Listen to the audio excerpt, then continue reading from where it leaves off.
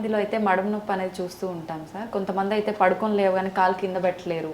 అట్లాంటి సిచ్యువేషన్ కూడా అసలు ఎందుకు సార్ ఇది రీజన్ ఏంటి రావటానికి? మడమ నొప్పి అనేది చాలా తరచుగా వచ్చే కంప్లైంట్ అండి. అది ఇంచుమించు లేట్ టీనేజర్స్ దగ్గర నుంచి ఈ మధ్య వయసు పెద్ద వయసు వాళ్ళకి కూడా కామన్గా వస్తుంది. ఓకే. మన దగ్గరికి వచ్చేవాళ్ళు మొదట చెప్పే కంప్లైంట్ మీరు చెప్పినట్టుగానే ఉదయం నిద్ర లేవగానే కాలు అస్సలు కింద పెట్టలేనండి, 2-3 స్టెప్స్ నడిచిన తర్వాత నెమ్మదిగా కొంచెం తగ్గుతుందండి అంటారు. అంటే అది కామన్గా వచ్చే మడమ నొప్పి. ఓకే.